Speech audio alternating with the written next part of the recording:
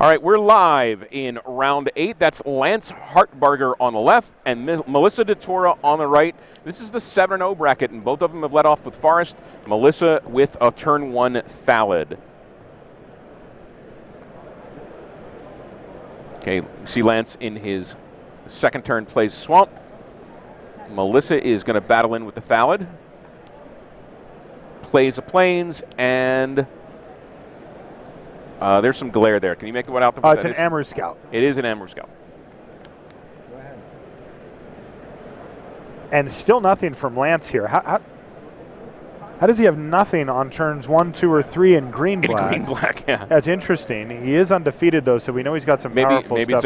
It's some crazy domain deck, and yeah, he could be basic land cycling here. There's certainly a lot of things he can be doing on this turn. Well, Melissa's just going to lay on the pressure with another Scout and a Vivid Grove.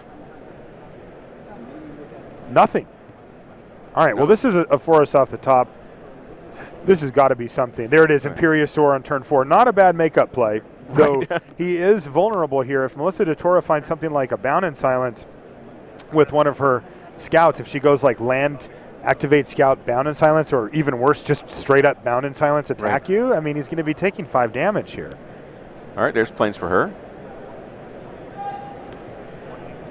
She could also continue to develop her board if she felt like this game, if she wasn't going to be able to close it out in a quick enough fashion. Right. Those rebels can get numerous fast. Absolutely. All right, here it is. 4 mana. Scout. I bet you she's going to go get one. There's dice flying around the feature match area here. Looks like she knows exactly what she's looking for. Yeah. It looks like Bound in Silence. There it is. Yep, there it is. Lock that thing up. Pacify your giant guy. Get in with my smaller guys. While the Thallid continues to. Yeah, the Thallid's ready counters. to make a Saproling here, though it will have summoning sickness, so there's no real great reason to make it right now. Yeah. All right, she gets in, drops Hartbarger to 13. I mean, if she's got a, if she has a second Cloud Goat Ranger. Well, if she has a second Bound in Silence, he's in a lot of trouble. Well, yeah, especially depending on what he plays here. There's some red from Lance. What's he got? Sudden Shock the Thallid. She cannot respond by removing the token, so he does. He kind of gets her, but does he? Yeah. You know, like, it depends on how important these 1/1s are at this stage of the game. It looks like he has no other play, though. That wasn't. It looked like, to me, it looked like a spell bomb in his hand, but I guess it wasn't. Okay. Let's see. I think I saw Cloud Goat Ranger, but let's find out. In the meantime, Lance takes. That 4 is Cloud Goat Ranger. There Marsh Sutcliffe was right. So Cloud Goat Ranger going to bring 3 friends with him, and Hartbarger dropped down to 9. I mean, he's got a. He's way, way behind now. He used his whole turn to kill a Thallid last time. Don't know that he had any other choice, but he's got to be miserable with that situation. Both of these players are sitting at 7-0 on the day, though. All right, Lance doing a little bit of math here with his 3 forests, 2 swamps, and 1 mountain. I think he's just got 2 lands and a. What was that red card? Is it a Fiery Fall? What was that? Is it Tornastone? Maybe. Nope. I couldn't quite see it. But it's a scoop. It was irrelevant is what it was. And, man. Melissa Detora just runs him over, and Lance just doesn't put up much of a fight at all, really. And it wasn't like he was, it wasn't like he stalled on 2 lands. No. He hit every land drop the whole game. That might have been the problem. Might have been the problem. He might have kept a land-heavy Imperiosaur draw and just got ran over. Didn't get into any of his... 2s and 3s and 1s and anything. Well, let's take a look at his deck list and see what he got. Yeah, I'm going to take a look at what he's got going on here. Yeah, it's Marsh Sutcliffe being kind, so I don't have to put my reading spectacles on. They look good, though. All right, so he's very, very heavy green here. He's only got 3 black cards. He's got Kakusho, he's got a Wrathy Trapper, and he's got a Skeletal Vampire. So those are pretty good. Three pretty good top-tier black cards. Of his red cards, he's got Glacial Ray, Hammerheim, Deadeye, Sudden Shock, and Tribal Flame. So he's basically splashing for removal to complement his green deck, which is, very, very heavy green. Moldervine Cloak, Spore Sower Thallid, Search for Tomorrows, Trump the Domains. We've seen that a bunch. Sentinel Wood Readers. an Eternal Witness, a Giant Dust Wasp, an Imperiosaur, a Kadama's Reach. So he's got the mana fixing, he's got the stuff that he needs. He did have a Pyrite Spellbomb in his deck. I don't know if that's what he had in his hand, but he didn't cast it if he did. Yeah, maybe he knew he was in a lost situation and just didn't want to show it to her. But that's not really a huge trick that you hide. Hartbarger is going for 4 cards to swap out. How do you feel about how do you feel about splashing something that costs 2 of the splash color, like Skeletal Vampire? I don't like it very much, generally. But if I have a Search for Tomorrow and a Kadama's Reach, I feel a lot better about it. I mean, let's see how many Vivid lands he has. He has none. Yeah, that seems like seems a little greedy to me. Well, so here's what he's done though. He's oh, we've got some action over here on our sneak peek. Paul White and Alex Sittner also in the 7-0 bracket. There's Una. There's probably one Nothing of the like reasons. the old Imperiosaur into Una, Queen of the Fade draw. Gotta love that. No Vivids, just natural. A lot of land over there for Paul White. Pestermite, Murderous, Redcap. There's a Suspend Bailoff up at the top that's going to come in for Alex Sittner on the next turn. So he's going to be smashing here. Paul White at 15, Alex Sittner at 11. This is game 1 of their match in the 7-0 bracket here in round 8. Grand Prix Las Vegas 2013. Let's see what Paul White's got. That Echoing Truth? Yep. All right, so that's going to set him back a decent amount, though he has no pressure to capitalize on it currently. Now he added some pressure, yeah. There's the Haste Giant. They should have just called that Haste Giant. I think so, too. It's only accurate. Yeah. And I think the rule is you just have to put it into play tapped and attacking. Well, he's ignored that rule for now, but there it is. 6 damage, so he's gonna drop Alex down to 5 here. And if Paul White's just playing the tempo game here, he does have the Imperiosaur and the Bailoff to face when he comes back. So what's Alex Sittner got for him? Well, at least that's one benefit. Sittner at 5. Murderous Redcap has a -1 counter on it, so it's persisted once already. That's not going to be a danger unless it obviously gets bounced or flickered. Telling people where to go afterwards. Where for food. Alex Sittner deep into the tank. It looked like the blue spell bomb there in his hand, and he's just getting in there. Chump. Take the Bailoff. Redcap goes away. And they just put in a Jimmy John's right there too. A lot of good options. White drops down 10. And now what do we got from Sittner? There's an Ephemeron in his hand. Obviously he's not going to cast that. It doesn't do him a lot of good to suspend it at this point. So he's wondering, how do I survive this turn?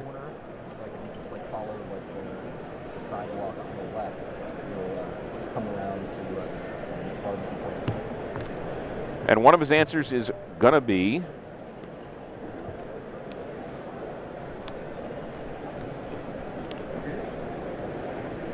Sentinel Wood Readers. Yeah, Sentinel Wood Readers. The 1/4. And there's the Spellbomb. All right. So he's able to leave up Spellbomb activation mana. And obviously he's gonna wait for White to attack with the Giant before bouncing it, because he wouldn't want to give him the window to recast it. Yep. He's at 5, and the Pestermite. One of the problems is the Pestermite flies. Yeah. So Pestermite plus Burn Spell. Yeah. Rift Bolt. Little math going on there. Ooh, Kira, great Glass Spinner. Now he's got to decide if he's going to bounce that Pestermite right away, because if he waits, that thing is doing nothing. Give us 1 minute here. I just want to see if Alex decides to use his spellbomb. We're going to switch back to our main match in just a second here. I just want to see what the result of this particular play is. This is a really close game. Looks like he's going to tank it out for a while here. Doesn't do anything if he keeps it out of the drama card, so he kind of is forced to here. Kira, great glass spinner. First speller ability is countered. And he bounces the giant. All right, he did it. Okay, we can go to the main match, Rashad. And we're back. We're going back to the main match. That's Paul White. Whoa! Oh, there's a couple of 1-drops. One significantly better than the other. Thallid and Figure of Destiny from Melissa Detora, which is that leveled up already? Or not? No, that's not a die. It doesn't look like it is. There's a Pyrite Spellbomb on the other side of the table, though. So since she's got a forest, she's not going to have an opportunity to try to get that, make it into a 4/4 before Lance Hartbarger decides, I'm just going to kill that thing. Right. Also, it's only a 1/1. It's facing down right now an Apocryphite and a Wrathy Trapper. So if she decides to attack, he can block with the Apocryphite, force her, maybe not force her, but encourage her to use that mana and then stunt her growth for the turn as well. Yeah. And then just untap and Pyrite Spellbomb it. So he's got a lot of options here, but she is going to go ahead and send in. Is there any other trick she could be representing here? Test of Faith or... Sure. I just don't know if Lance minds at all getting that Apocryphite on suspend. I mean, it's almost better there than on the board. Yeah, I mean, it's early. Yeah. Block, and she says, sure, I'll make it a 2/2. He's like, all right, whatever. No, Melissa hasn't given him any information because she hasn't made another land drop. Yeah, that's true. So her land comes into play tap. Now he's going to have to use at least some percentage, or some part of his turn here, killing that Figure, because if he lets her untap, it can get awkward for him. Yeah, assuming that Melissa won game 1, so assuming Lance went first, he's missed the land drop. Mm-hmm. Again, maybe we can get a verification on that, whether he had gone first or not. So we'll see. There's Spellbomb. There's on the Figure Destiny. No land drop again for Lance Hartbarger. Everyone at home watching. He's not facing down a great deal of pressure right now. He's under essentially 0. And he's got a Apocryphite on suspend that's going to come down and be the biggest thing on the board currently. So he's got a little bit of time, but missing all these land drops is going to catch up to him quickly if Melissa Detora can keep developing her board here. Looks like she has made a Thallid. There he is again, Spore Sower Thallid. That guy just shows up over and over and over. He's going to tap it down on end step. But tap that guy. Apocryphite is going to come back momentarily. There's a third land for Lance Hartbarger. Unfortunately, it's not in a different color. So here's what Lance did. His deck is very heavy base green. Secondary color's black. Tertiary's red. So he's splashing and splashing. It's actually a fine mana base. You're going to have things happen where you don't get your splash occasionally, but this is very strange because he's got 10. He's got 10 forests in this deck, and he has none available. See Melissa's draw as a plains after she puts spore counters on her 2 Thallid. She's got a regular Thallid and a spore sower. She says, I would like to battle. And he said, I'm going to tap down the big one. Yep. And then another sudden shock on the Thallid. On the regular Thallid. Well, to make your so he's only going to take 1 there. Yeah. So using these burn spells on the Thallid is so miserable, but I guess he's got to do it here. 2 mana for Melissa Detora. She's going to go with the Scout and... So they've both got a big dragon in their hand. She's got the green one. Jugan, and he's got Kakusho in his hand. Just not enough mana. All right, now that's Apocryphite is now in play. Those are 3 +1/+1 counters, no longer time counters. So was that an Eternal Witness that he drew? I wouldn't be surprised. He's got one. Yeah, I think that was an Ewit that he drew, which would be really nice. Far away. It would be so nice to maybe regrow the Sudden Shock, but yeah, in about 10 turns, I'll talk to you about that one. Yeah, he needs to hit some forests. He needs to get some things moving forward. Well, yeah, I mean, because she wow, he's attacking though. next turn she's going to be able to search out the other, not the otherworldly journey, the pacifism. Yep. And just lock that Apocryphite down. Exactly, and that's the best place for it to be from her perspective.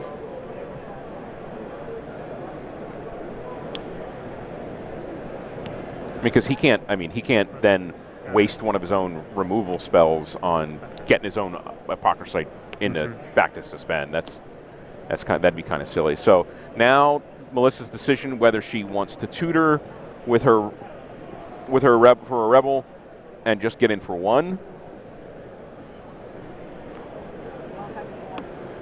Looks like that's what she's going to do. Lance Hartberger goes to 18.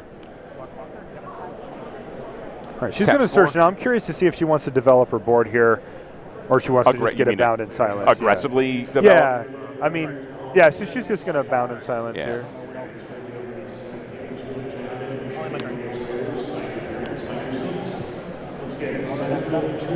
She's going to do that now before she can get sudden shocked again.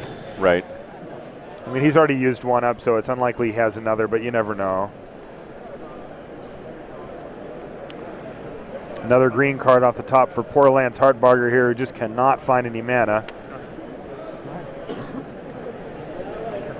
Yeah, I mean, Melissa's board state isn't crushing or anything, but she's way ahead. Yeah, and he's probably, I mean, she's seen enough of his deck, he's probably not planning any, like, Thundercloud Shaman or anything, so no Rebel searching for her this time. She's going to get in for a damage, and then here comes Jugan, the Rising Star. And you see him just sort of raise up his hand like, yeah, you got it. I mean, he can keep that tap down, but now he starts taking 4 on the ground, and it's a search for tomorrow. Just the biggest dagger off the top for Lance Hartbarger here. Is if he had a green mana, none of that would be an issue for him, but unfortunately, it's all a huge issue here. Let's make a Saproling, says Melissa Detora. Now that is an indication that she's going to attack with that Saproling since she made it at the end of turn. Oh yeah, sure. She's getting in there with it. Yeah, but you had 2 out. There's Saproling. Counter. Burp.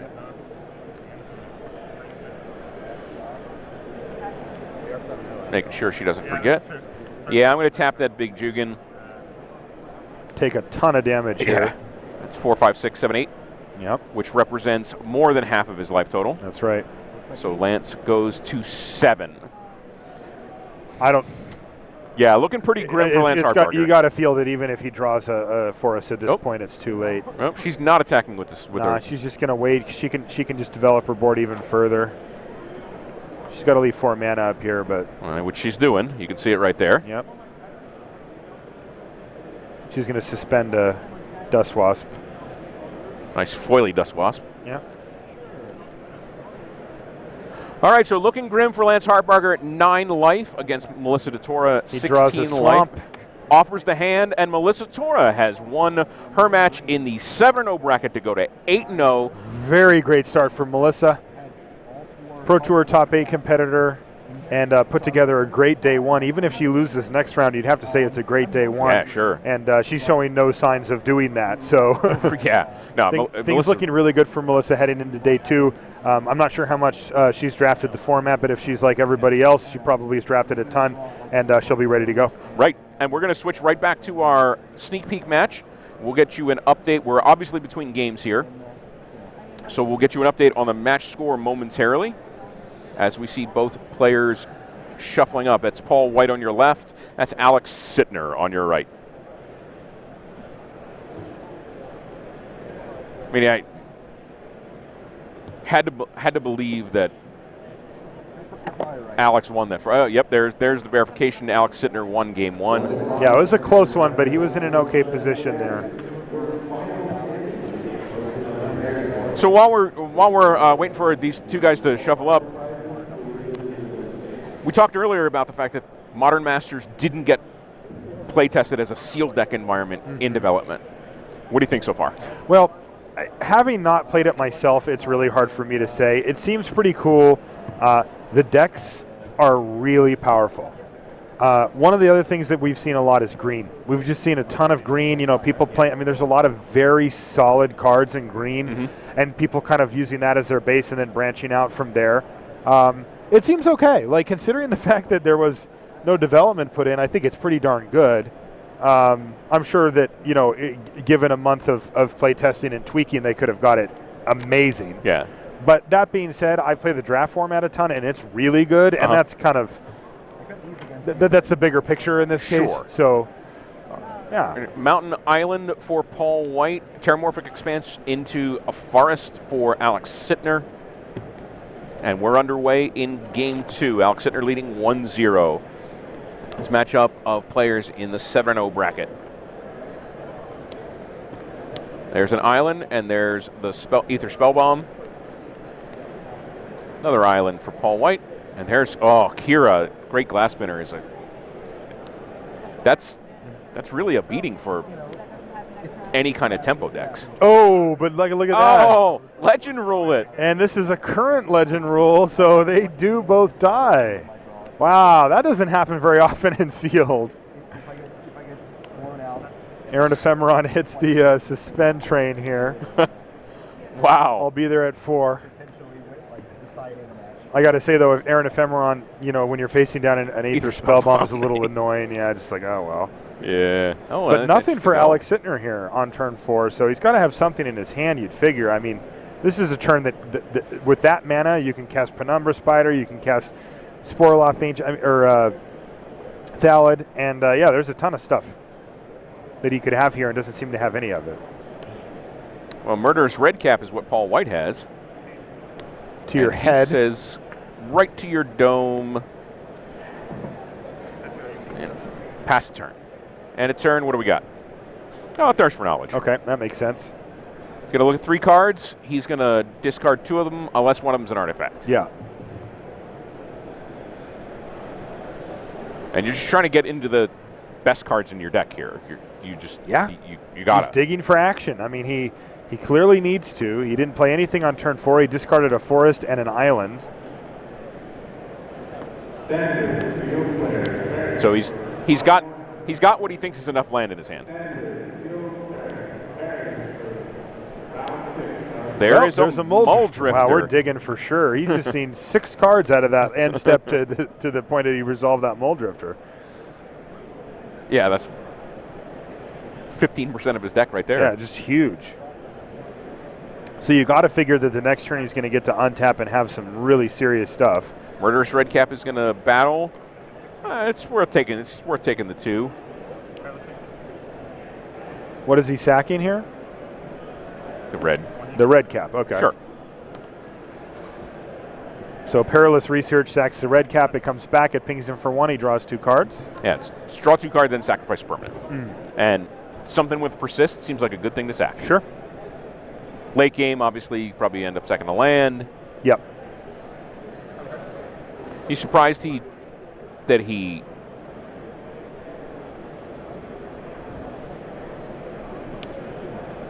Nope.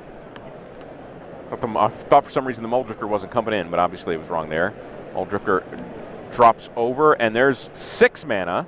Sentinel Wood Readers. Yeah, sure. Draw another 2 cards. So we've seen him. We might understand. Thirst for Knowledge into Muldrifter into kicked Sentinel Wood Readers here. I mean, he has just drawn tons of cards. We can see why Alex Sittner is in the 7-0 bracket. Yeah. If he's playing most of his 40. And he's just under no pressure right now. I mean, look at that. Go. That was the turn. Go ahead. You draw 3 cards a turn, and I just say go. Like, it can't be good for Paul White here. Right. To have Alex Sittner hanging around with this many cards in hand and this much mana. And like you said, the Ephemeron not particularly exciting when the Aether Spellbomb is sitting there just waiting for it. Right, and Paul White's sitting on 6 lands over here. Now he might have another. Yeah, he's got a few more in his hand. In fact, he's got 3 in his hand. And a Pestermite. All right, we're gonna tap something to blunt an attack. We are. And we'll see that Ephemeron coming into play next turn.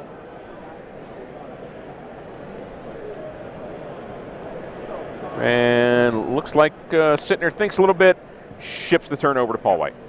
Here comes the Ephemeron. Remember, it's hasty when it comes off a suspend.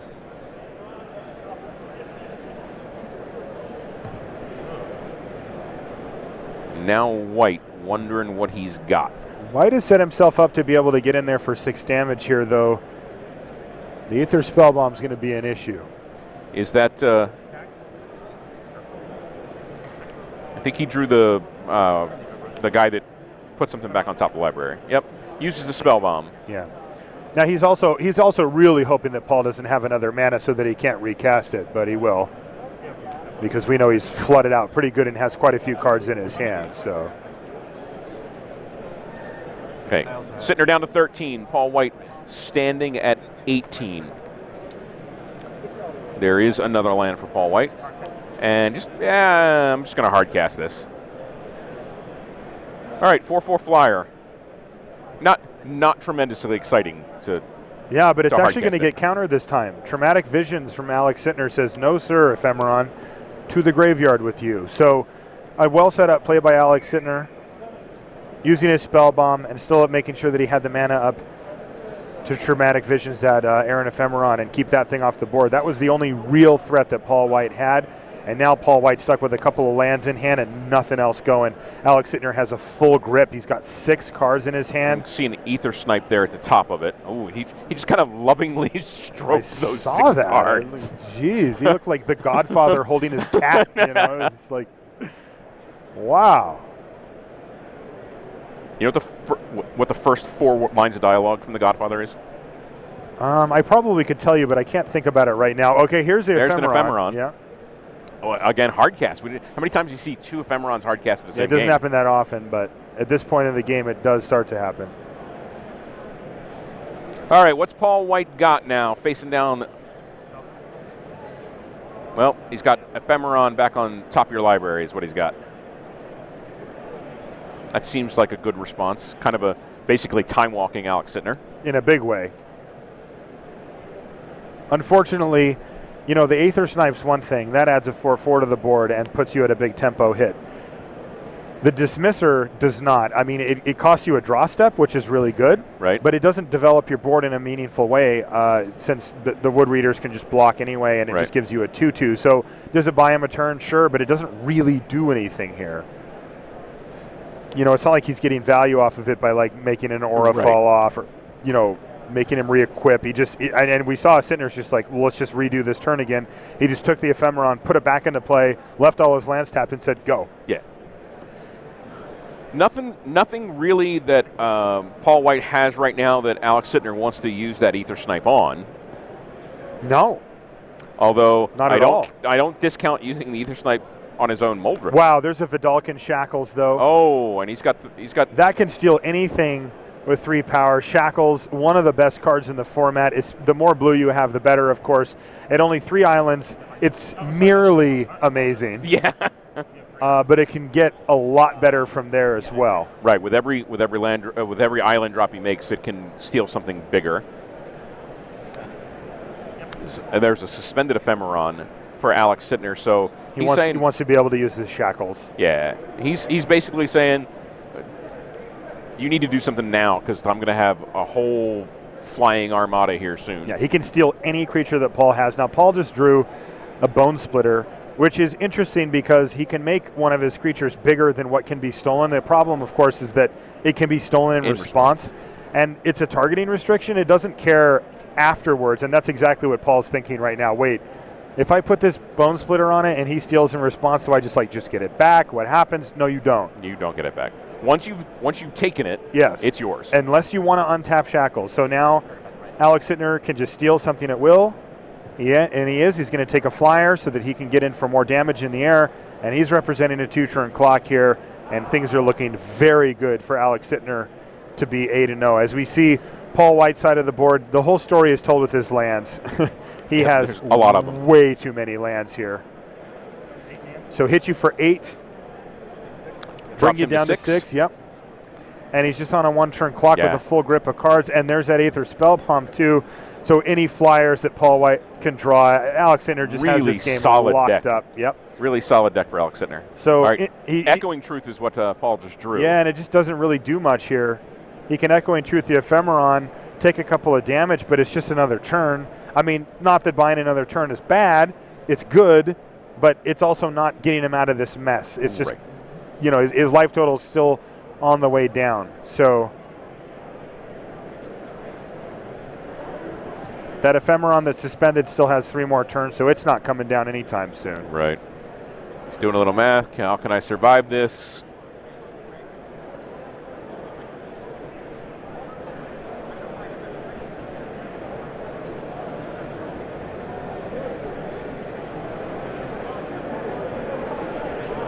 Yeah, there's not a lot of outs here for Paul White.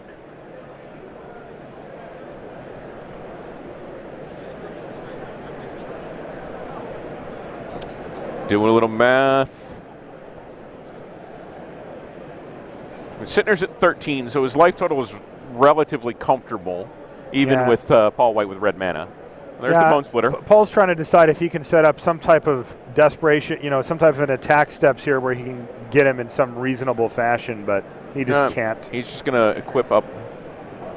And he's going to flash in a 2/5 Tree Folk here on end step, further bolstering his board, and this should mean that the Spell Bomb should finish things off here pretty easily. Another Spell Bomb, so he can actually just get rid of both creatures if he'd like. There's going to be an Echoing Truth here.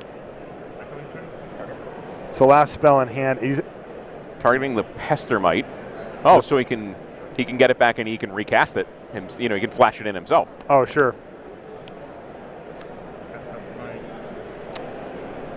Can't waste a spell bomb on the Pestermite. Yep. Tap down the Ephemeron.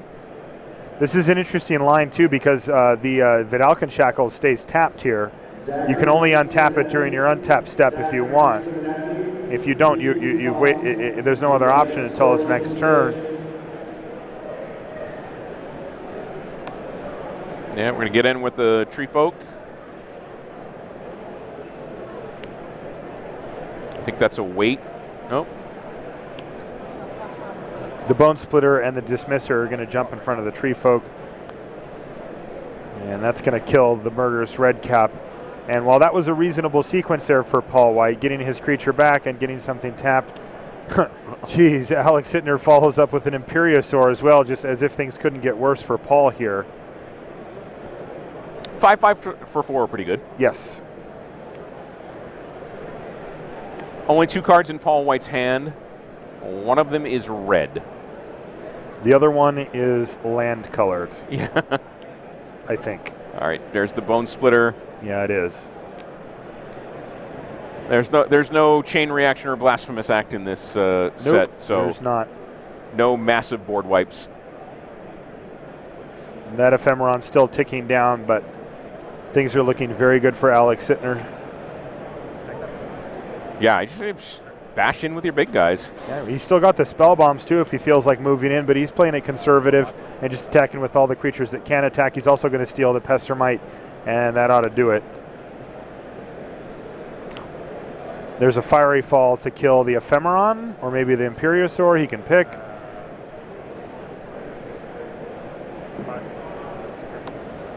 Kill the Ephemeron, block the Imperiosaur, take 2, go to 4.